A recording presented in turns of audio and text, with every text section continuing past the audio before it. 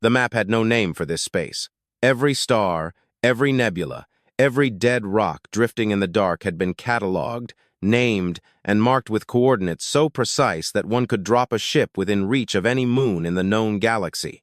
The Vitae Commonwealth had spent 600 years creating this map. Other species had contributed too. The Durate added their stretch of the outer rim. The Kavari charted the deep spiral arms. Even the insular Marin had begrudgingly provided the coordinates for their 3 home systems after years of painstaking diplomacy. The map covered everything, except for one section. Kes stood in the cartography room of the Central Archive and stared at it. The empty space was not small. It wasn't some forgotten corner at the edge. It was situated roughly in the middle of the galactic disk, a patch of void where clearly something existed. There were stars there. Gravity readings confirmed it. Light emanating from that direction confirmed it. There was matter, there were systems, there were almost certainly planets, but the map said nothing. No coordinates, no names, no research data, not even a warning label. Just white space and a thin line around it, which every civilization in the known galaxy, without officially conspiring, had decided never to cross. "You're looking at it again," Pry said. Kes didn't turn around. He was her assistant, 12 years her junior, deeply practical, and constitutionally incapable of leaving anything unfinished. She heard him cross the room and stand beside her. "You do this every time you get a difficult assignment." "This assignment is different," she said. Silence. She heard him inhale, holding his breath. "No," he said. "Yes. Guess." "The Directorate has requested an official diplomatic contact mission." She spoke in a level, bureaucratic voice, the one she used for things she had already decided upon. "Negotiations for trade routes. They need access to the third armed transit corridor. The shortest path passes through." She pointed at the white space. Pry made a sound. It wasn't a word. It was the sound a Vitae made when too anxious to speak properly. "We aren't going there," he said once he regained his voice. "We are going to the border to ask for a meeting. Nobody asks for a meeting there." He lowered his voice, as if the archives had ears. Perhaps they did. Nobody does that. Who? Who is supposed to? The transit corridor saves 4 months of travel for half the Commonwealth's trade fleet. 4 months per trip. The economy alone. Do you know what happened to the Durate Research Group? They vanished. They vanished in human space. He emphasized the last 2 words the way one emphasizes open fire or active volcano. 12 ships, 48 crew members. A fully standard research mission. No weapons, full diplomatic flags. They went in, and only one ship returned. One. He paused.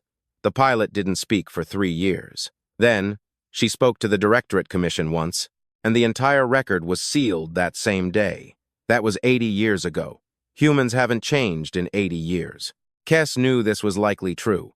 The small amount of available data suggested that humans changed constantly in minor aspects, but not at all in the important ones. They were, as far as anyone could tell, exactly as they had appeared in galactic records. Unexpected, loud, and extremely difficult to predict. She turned away from the map, looking at Pry the way young people look at someone they respect who is about to do something imprudent. Concerned, with slight admiration, but mostly concerned. "Pack light," she said. "We leave in 6 days." The briefing on humans was short, not because humans were simple, but because data was scarce, and most of it was either old, unverified, or, in 14 specific cases, classified at a level Kes did not have clearance for. She read what she could. Humans were formally opened to the wider galaxy roughly 300 years ago, though opened was perhaps the wrong word, as humans had already discovered themselves, several neighbors, and were broadcasting signals into deep space a century before the first Commonwealth contact. They communicated constantly on all frequencies about everything. Their early transmissions were a wall of noise, art, arguments, music, mathematics, what seemed like cooking instructions, and something that was either a religious ritual or a competitive sport, or perhaps both. First contact was made by the Kavari, who were patient and careful. The first meeting went relatively well. Humans were curious, friendly, and deeply interested in trade. Then, the situation became complicated. Nobody in the briefing used the word war, but the language describing certain periods was cautious, the way language becomes cautious when no one wants to say the obvious aloud: disagreements, territorial disputes, misunderstandings with significant casualties. 4 different species, at different times over the last 3 centuries, had tried to test the limits of human patience and tolerance. None of them had done it a second time. The Vitae Commonwealth had never been directly involved. They were traders, administrators, quiet managers of the galaxy. They built maps, kept records, and negotiated transit fees. They never started fights. It had served them well for a very long time. It also meant that Kes, after 15 years of diplomatic service, knew almost nothing of humans from personal experience. She knew the basics. They were bipedal, relatively small by galactic standards, oxygen, breathing, liquid, water drinking, and ate a comically wide spectrum of organic matter. She knew they were intensely social, constantly forming connections with each other species, and reportedly unintelligent animals kept as companions. The Kavari contact specialist who wrote the initial report had spent 3 full pages being baffled by that last detail. She knew they were creative, producing art that overwhelmed archive systems, music, paintings, stories. She owned a recording of human music she played when she couldn't sleep. She told no one. And she knew the part at the end of the briefing in smaller print, as if the author hoped it would remain unnoticed, that humans had a specific quality that every species encountering them eventually documented with reluctance. They did not stop. They never lost. Logic said stopping was the smart choice. The cost of continuing was mathematically higher than the cost of conceding. They didn't care. They adapted. They found angles that shouldn't exist, and they struck from there instead. They remembered everything. They held grudges across generations with a patience other species found either admirable, disturbing, or simply exhausting. The Marin had a word for it, roughly translating to the quality of a stone that keeps rolling even when it should have stopped.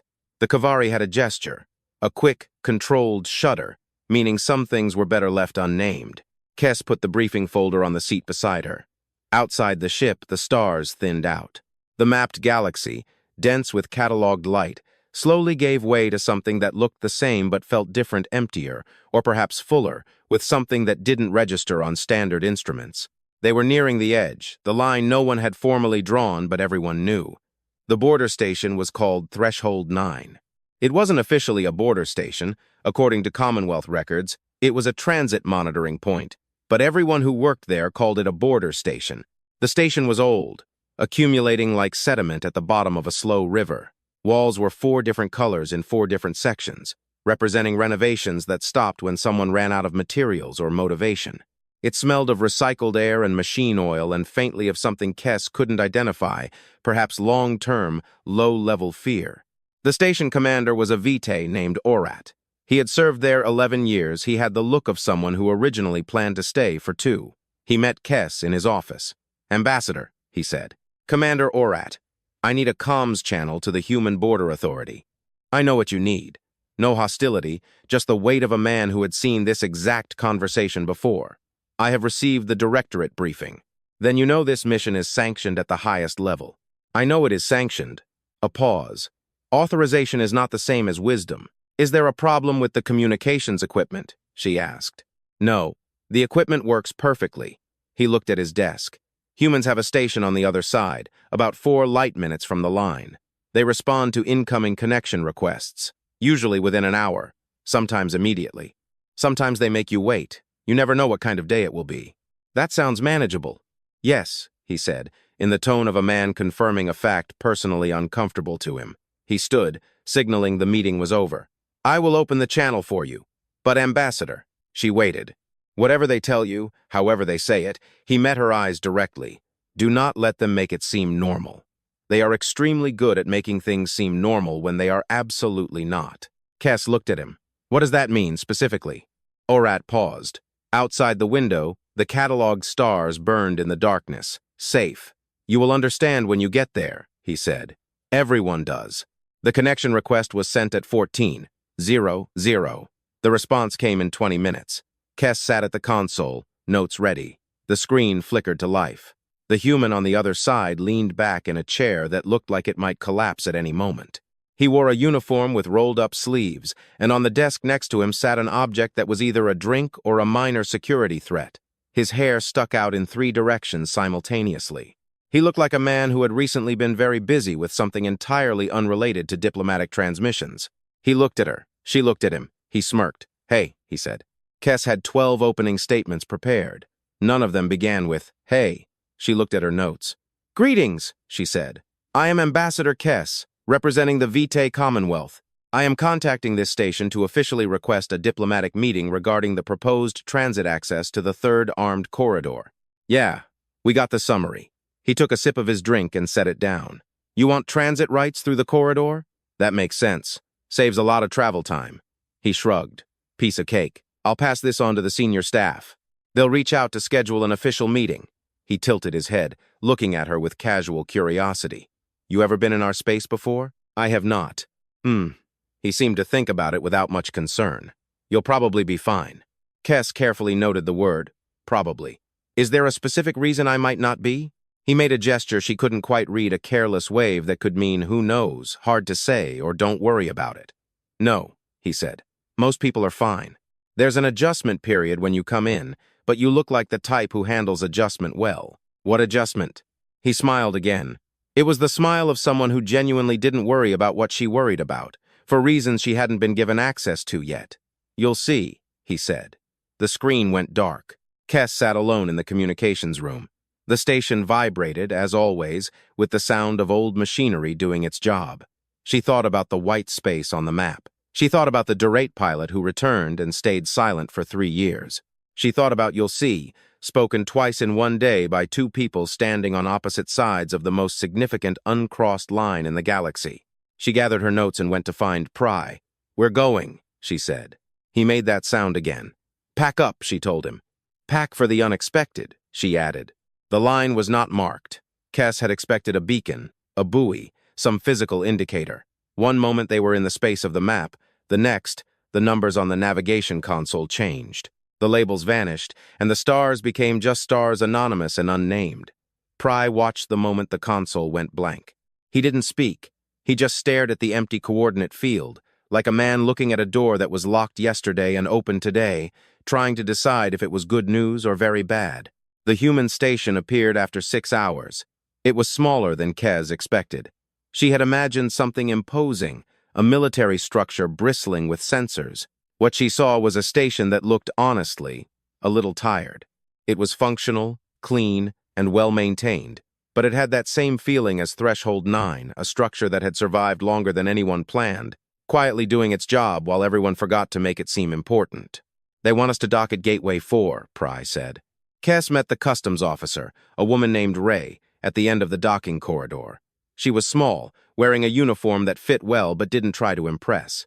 She held a tablet in one hand and a ceramic mug in the other, which she gripped with both hands. She smiled at them, a genuine, welcoming smile. "Ambassador Kes, welcome," she said. It was a small thing, but Kes noted it. "I'm Officer Ray, Border Service, 3rd Armed Transit Division. I'll be processing your entry today." She looked at Pry. "And your assistant." Pry looked like the smile had personally alarmed him. "If you'll follow me, we'll get the paperwork done," Ray said. They followed her. The corridor was simple and well lit. Kes looked at everything, the walls, the floor markings, the small signs placed at intervals. She couldn't read the language yet, but her translator would calibrate. One sign depicted a cup with a line through it, which Ray clearly ignored. Pry looked at everything too with more anxiety than Kes, making mental notes like a man who feels he might have to describe this place to someone later. "How long does the entry process take?" Kes asked. "About an hour," Ray said. "Just a check, confirmation of your credentials, ship registration, a standard medical scan, nothing invasive. We'll install a translator covering our major regional dialects, since I assume you're headed to the capital. That's where the transit people are. They'll be the ones you're actually negotiating with." She opened a door for them. "I'll be honest. This corridor was debated on our side for a long time. Some people in the council kept arguing about whether to let anyone in at all. Others said the economic benefit was too obvious to ignore. It went back and forth for 8 months before someone just called a vote and moved on." "There was internal debate?" Kes asked. "Oh, sure. Always is. We're not exactly a simple bureaucracy, more like several bureaucracies stapled together and told to cooperate." She said this with the light tone of someone describing a familiar landscape. "So, this is your first time in our space," Ray said. "Cool," she added, though it sounded like a noise rather than a word. Kes thought of Orat's window, the sealed Durate report, and the alarm she felt Pry radiating. "Not exactly," Kes said. Ray nodded as if this were the expected answer. We get that a lot. People come in expecting. I think it's just space. We're just people. She took her tablet back from Pry. Although, if you have time after your meetings, the capital is worth seeing. Good food, good architecture. And the transit team has a tradition of taking visiting diplomats out to dinner, which sounds formal, but is really just going to a restaurant and arguing about sports for 2 hours while someone else picks up the tab. Pry looked at Kes. Neither of them had been briefed on dinner traditions. That sounds normal, Ray said cheerfully. Yeah, that's the point. She set the tablet face down. All right, now for the medical scan. Completely non-invasive. Just 30 seconds to confirm you aren't carrying anything that might be a problem for our biosphere. And vice versa. Standard protocol. The scan took exactly 30 seconds. Then came forms about cargo, duration of stay, and communication devices. Everything was straightforward, professional, boring in the best way possible. Kes had gone through customs in 12 different worlds. This was unremarkable, and in every practical sense, that was remarkable. While Ray was physically typing on something that looked like actual material, which Kes found fascinating, Pry leaned in and whispered, "There are plants." Kes looked. On the windowsill stood a small plant in a round container. "I see," Kes murmured. "It's not doing anything," Pry said. "Plants usually don't." "I know." He just stared at it. The plant was indeed doing nothing, growing at a speed no one could perceive in real time. "Everything is fine," he said, mostly to himself. Ray returned with printed materials. "All right. Kes, entry documents, comms, device registration, contact info for the Border Bureau in the capital, and a map." She tapped the folder. "A physical map, I know it's old-fashioned, but signal coverage acts weird in parts of the city." Kes opened the folder. The map was detailed and clear. In the upper right corner was a larger regional overview showing the border they had crossed. On the other side, where the Commonwealth lived, the 600-year history of meticulous cataloging the map was empty. Not labeled as Commonwealth space, not labeled as neighboring territory, just empty. "This is interesting," Kes said. Ray looked at the map. "Oh, the regional overview. Your maps leave the adjacent space unmapped too." She took a sip of her drink. "We don't do detailed mapping outside our space. Figured if others wanted us to have their coordinates, they'd have given them to us." She shrugged. Mostly they didn't. Kes thought about the empty space on the galactic map, the space everyone agreed, without conspiring, never to cross. And here, on the human side, a corresponding emptiness. Not fear, not a warning. Just, if you want us to know where you are, tell us. You didn't, so we left it empty. "Everything looks in order," Kes said. "Great," Ray smiled. "Your ship is clear. Transport to the capital leaves from Gateway 7 in 2 hours. I'd recommend that parking in the capital is a nightmare. Any questions?" Kes had 40 questions. She chose one. "The comms request we received from Threshold 9, is there a way to send confirmation that we arrived without incident?" Ray's expression changed for a fleeting moment. "A small change, but sure," she said. "I can register the arrival confirmation via official channels. It will reach your border station. Thank you." "You're welcome." She took her tablet, signaling they were finished. 7-2-hour stay. Transport staff will know who you are. Safe travels, Ambassador." She said it with the ease of someone wishing safe travels to someone heading somewhere perfectly mundane. Kes took the folder and walked back into the corridor. "It had a plant," Pry said eventually. "I noticed in the customs office. People put plants in their offices," Kes said. "I know." He paused. "I was afraid of this for 6 days. I thought about the Durate pilot, the sealed records, Orat's window. I was trying to prepare for, I don't know, something. And it's just a station, with a plant, and a woman who is annoyed by the parking situation in the capital." Kes said nothing. "I don't know if that makes me feel better or worse," Pry said. "I know," Kes said. She was thinking the same thing. She had been prepared for something that matched the fear in Orat's eyes and the hushed tones of the briefing. Instead, she had Ray, who drank from a ceramic mug and was tired of council debates and thought a restaurant dinner was a good tradition. And that was the part she couldn't yet understand. It was right on the edge of her grasp, like a sound at the threshold of hearing. Present, meaningful, yet unresolved. They were friendly. Genuinely, straightforwardly friendly. Ray hadn't been trying to disarm Kes. She was just being herself in a customs office, doing her job. And the galaxy had drawn a line and left it empty on every map. There had to be a reason. The Durate ships, The 4 species who tried to test the limit once and never again, the 80 years of sealed records that hadn't appeared from nowhere. Friendly, Kes thought. Genuinely, completely friendly. She watched a human maintenance worker pass by, pushing a cart of equipment, whistling, paying her no mind.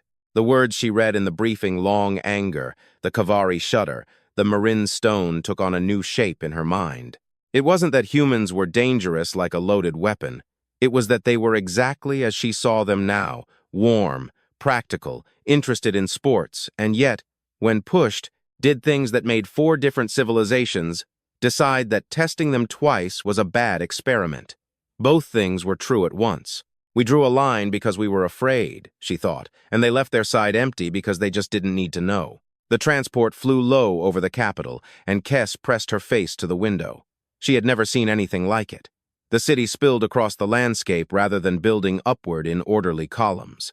Old buildings stood next to new towers. Greenery was everywhere. Parks, roof gardens, trees along every road, as if the city and the landscape were negotiating a treaty that neither side was winning. "It's loud," Pry said. The window was sealed. The sound couldn't penetrate, but he knew. "I can tell. It's going to be loud." He was right.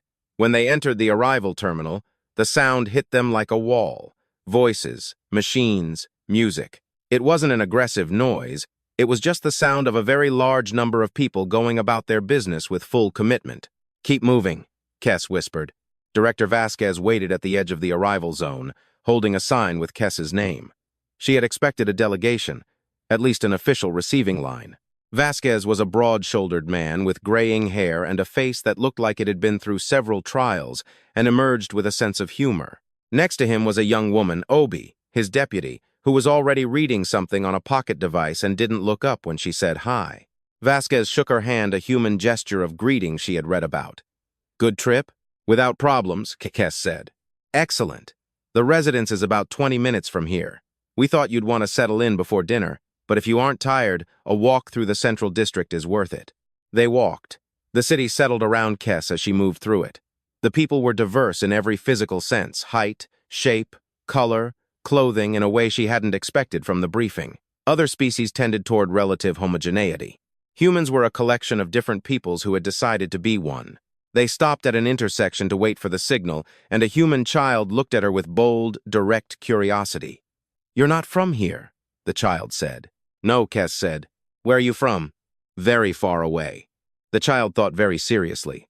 "How far?" "Very." Vasquez appeared at her elbow. "Sorry about that. Children here aren't taught to be cautious of strangers. They're taught to be polite and not get hit by traffic. Caution comes later, if it comes at all." The central square was large, paved with pale stone worn smooth by centuries of feet. At the far end stood a monument.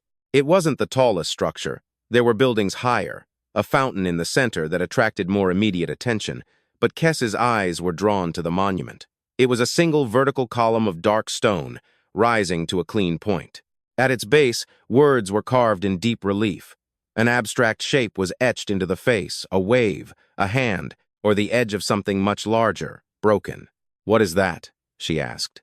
Vasquez glanced at it. His expression changed the same as Orat's. "It's a memorial," he said. "There was a period a couple of centuries ago when we were mostly limited to this planet, when things went very bad. Conflicts, resources, climate. It hit us from several directions at once. We lost about a third of our population in 60 years. Kes looked at him. "A third? Of your entire population?" "Yes. We put the monument here because the people who wrote the words on it met here. The square used to be ruins."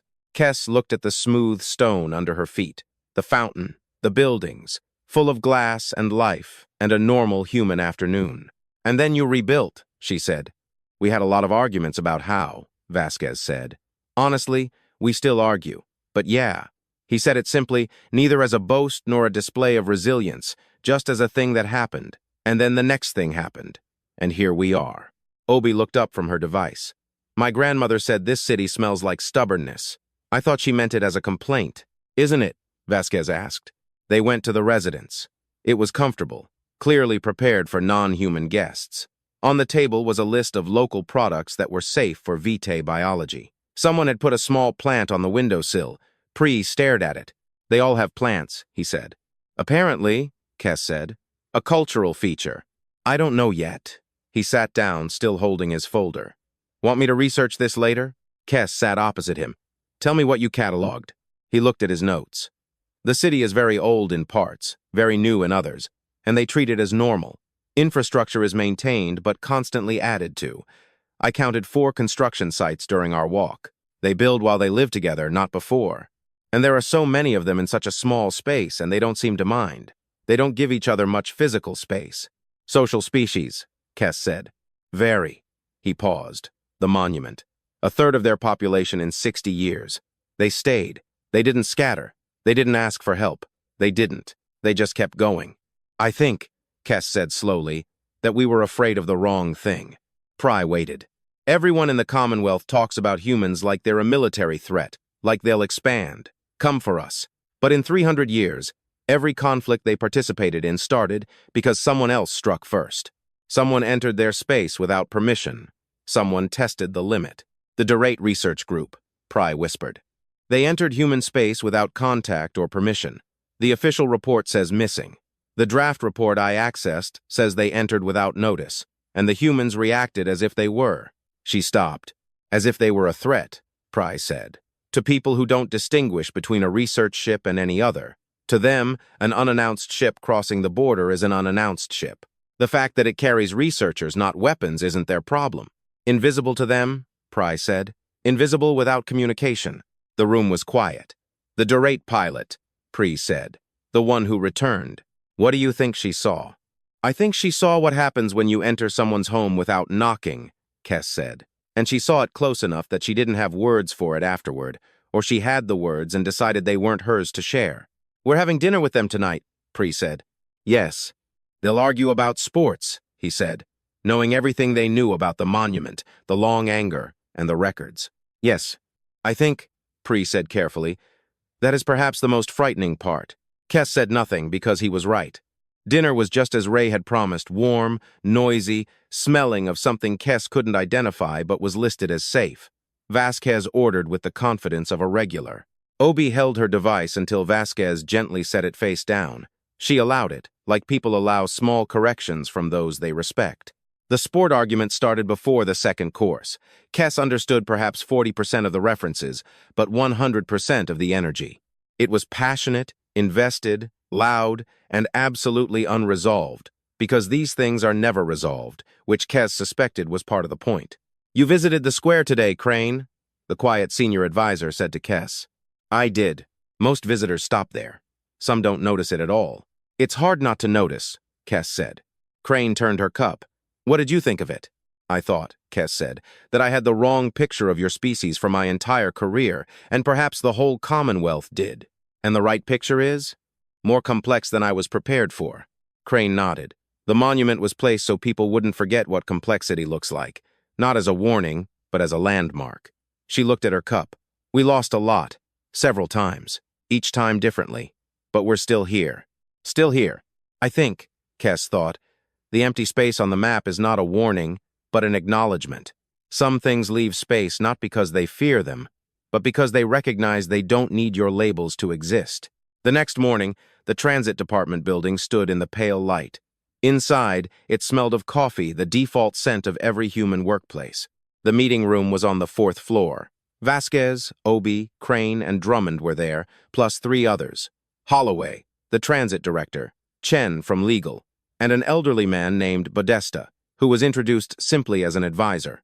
Holloway led the opening. It was precise, efficient, and uninterested in ceremony. Then they moved to the transit corridor.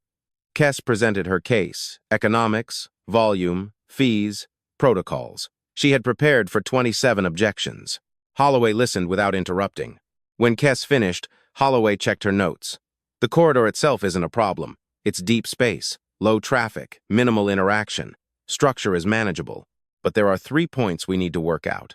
Notification timelines, emergency deviation protocols, and historical access.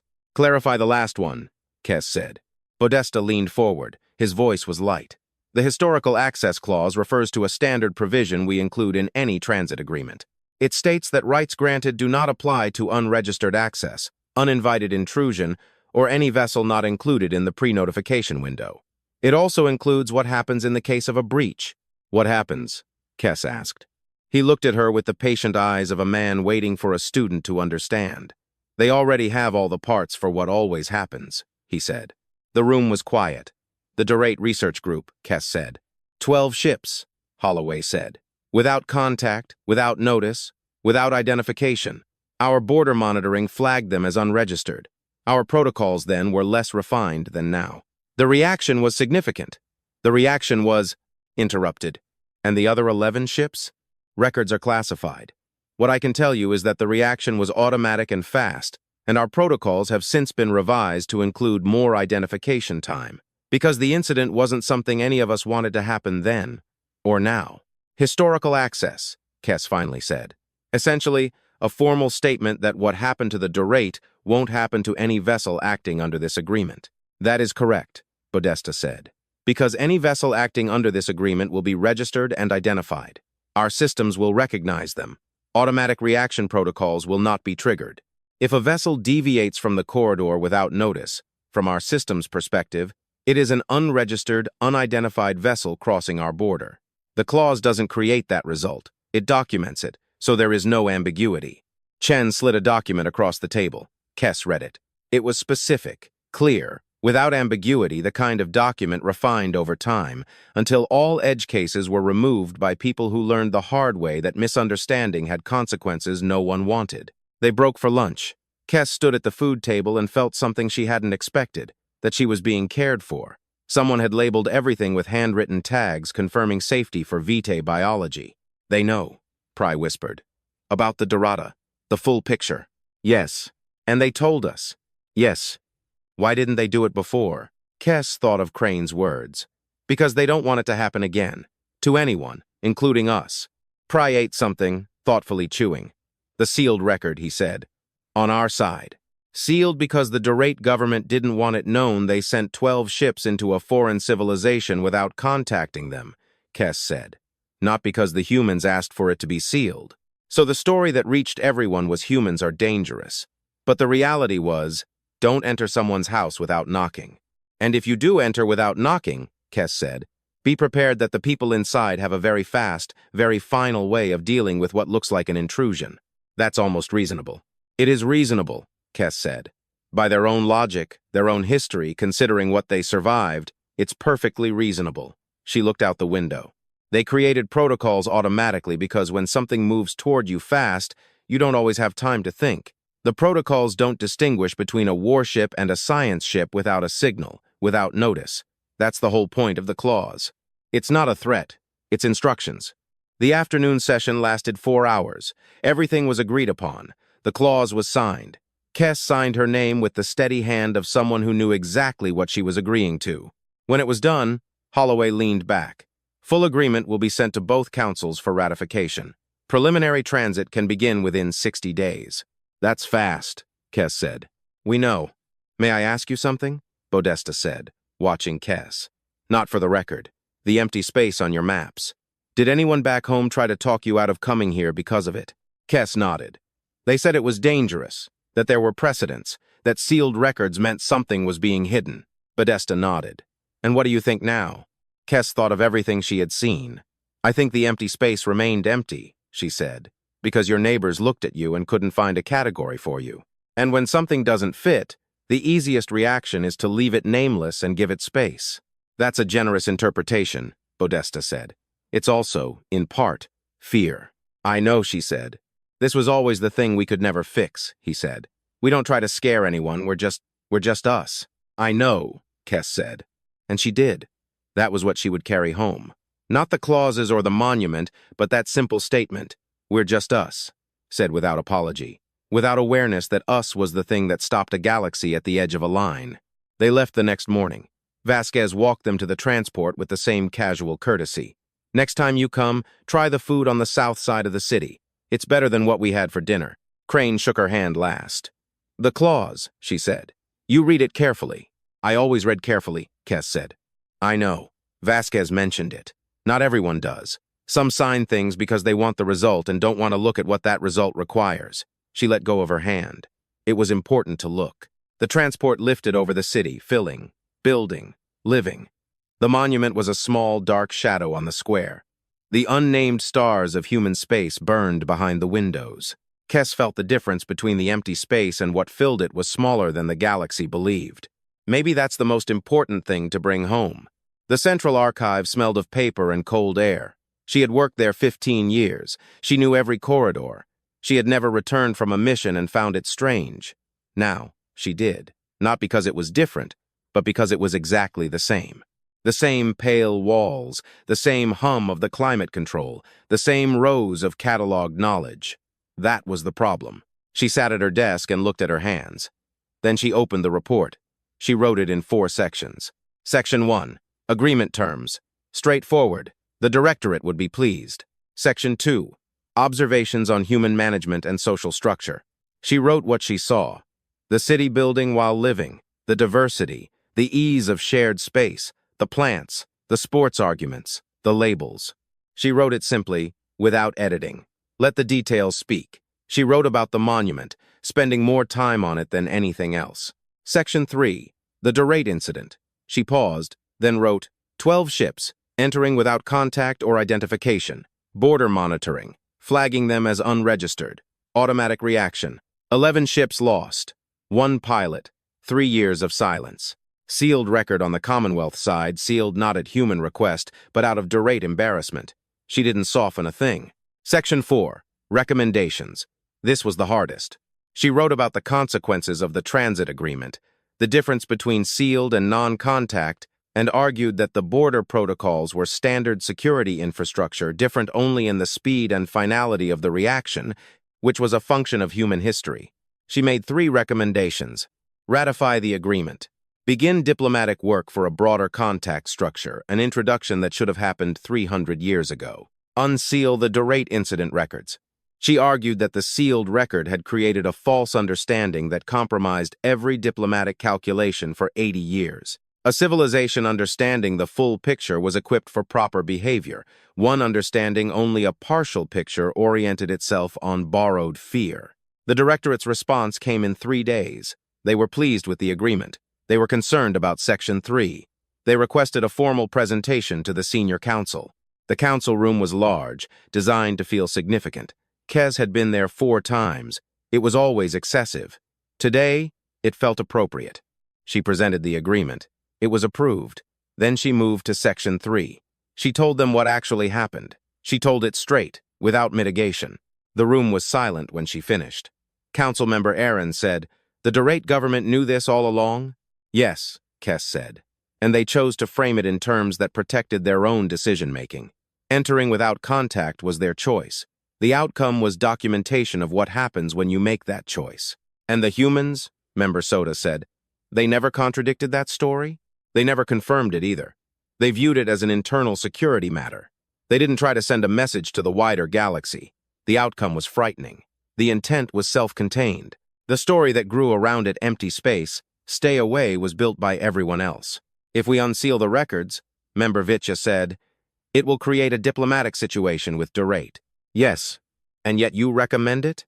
"I recommend it because every calculation we have made regarding human space for 80 years was built on incomplete information," Kes said. "And because I believe this transit agreement is the first step toward something larger. That larger thing will not survive if it is built on the same incomplete foundation." "We will discuss it," Aaron said. "Third recommendation, contact structure," Kes said. "I believe broader interaction is long overdue, about 300 years overdue." "The empty space on the map," Soda said. "Your report doesn't address it formally. Should it be updated now that we have data?" Kes had spent 6 days preparing this. "No," she said. "The map should remain as it is, empty." "We have data now," Soda said. "Transit corridors." "The corridor gives us a corridor," Kes said. "It does not give us their space. They gave us access to a specific route for a specific purpose. The map should remain empty because it is their side to mark. If we want to know more, we will ask them the way we should have asked 300 years ago, before we decided that empty space was easier than conversation." Aaron looked at her with the expression of a man who, in 22 years on the council, knew when the right thing was being said in the right room. "The map remains as it is," he said. "The map remains as it is," Kes said. and we begin the conversation that will properly fill it, over time, through contact. She walked out of the council hall. Pry stepped beside her, folder in hand. How did it go? The agreement is ratified, she said, and the rest continues. They walked out of the archives into the pale afternoon. The city was going about its business. The stars were out, weak and early, each one named and marked in the great, meticulous record of the known galaxy. Every star, except for those that didn't need anyone else's name. Those burned just the same.